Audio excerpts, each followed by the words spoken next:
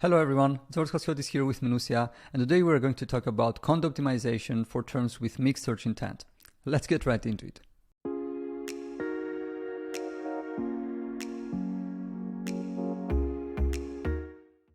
So a couple of weeks ago, I had a discussion with one of our guests for the SaaS SEO, so John Henry Sirk, and we discussed a very interesting topic, which is how can you optimize your content using a content optimization tool like ClearScope, for example, when you are optimizing for a term with dual meanings, dual and different interpretations, such as retention rate, okay?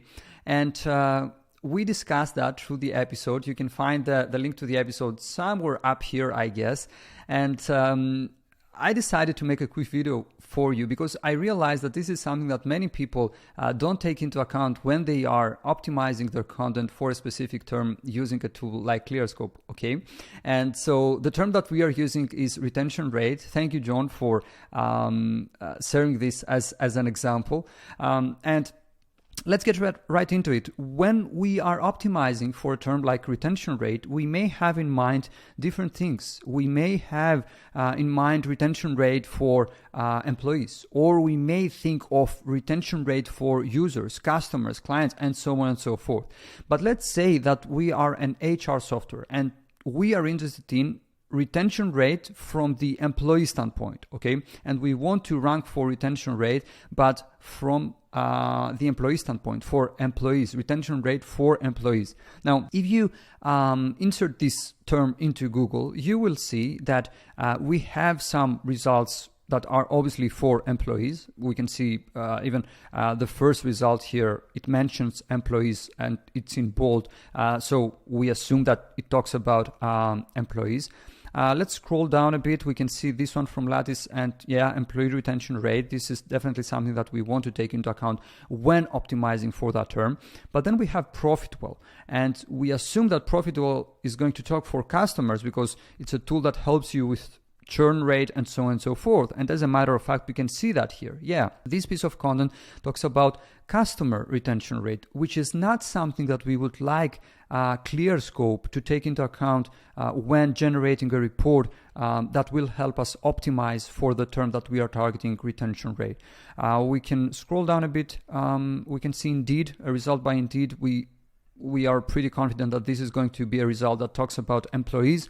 We have another one by Zendesk, customer retention rate. This is definitely not something that we would like to take into ClearScope to take into account when generating the report. And the same applies for this one by Product Plan, okay?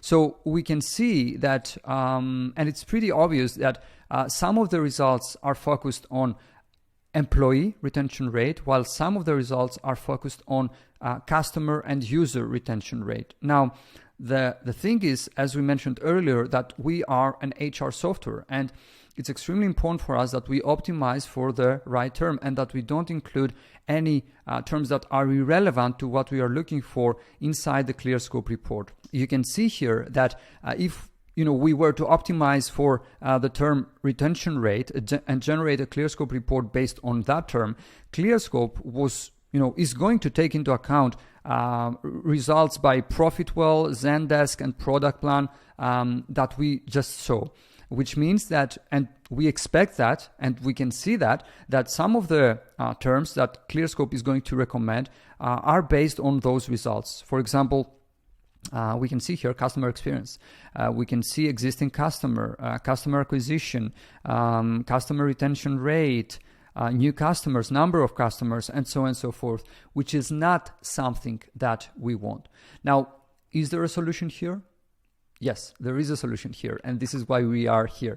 The solution would be, first of all, to understand what causes and what would result into getting different results into the search that you are conducting.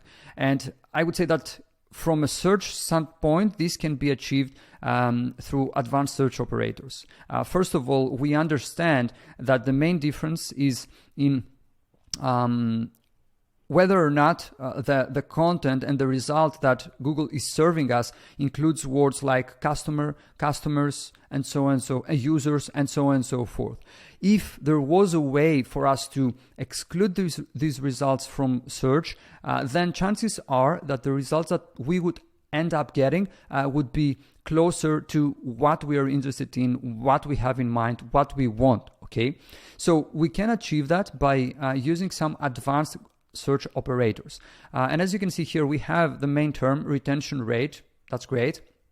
But we are trying to exclude some results that include in their title the word customer, or somewhere in their text the word customer. And at the same time, we exclude results that include somewhere in their title the word user, and somewhere in their text the word user.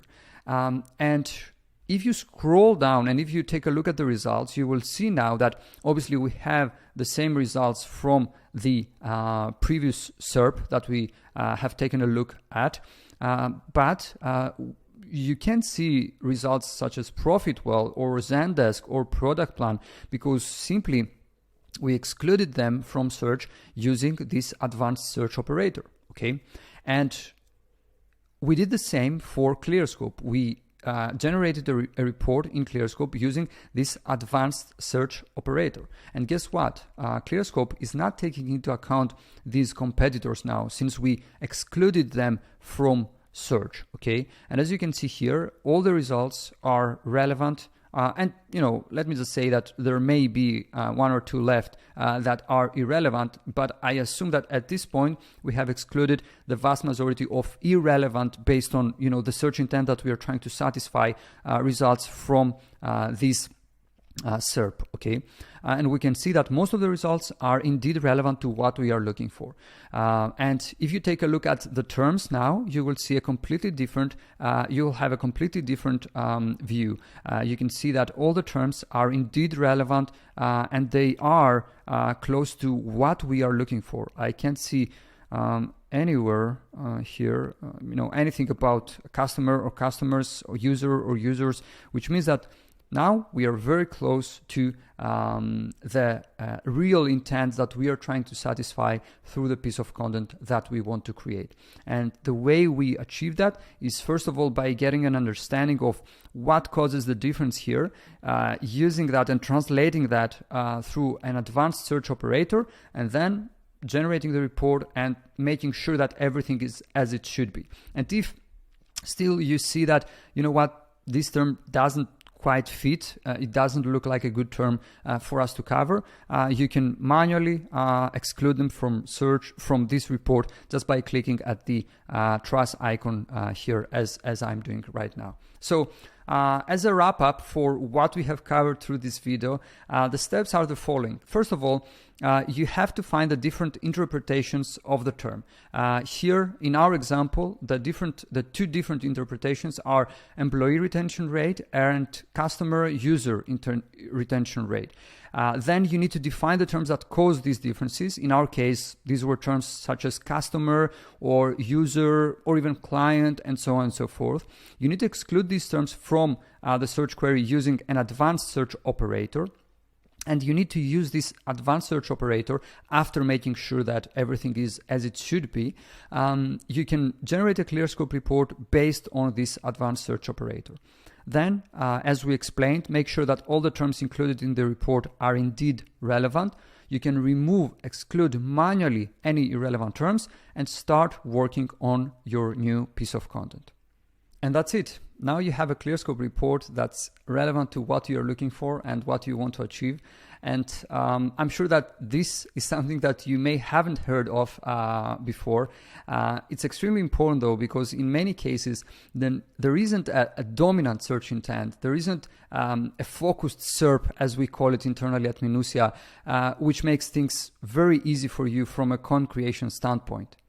But now you know how to optimize for terms that have dual meanings and different interpretations. I hope you found this video useful. You can stay tuned for the next ones that we will be publishing very soon. Until then, make sure that you subscribe and hit that notification button in order to get notified every time we release a new video or an episode for the from the SaaS SEO Show. And thank you very much for watching.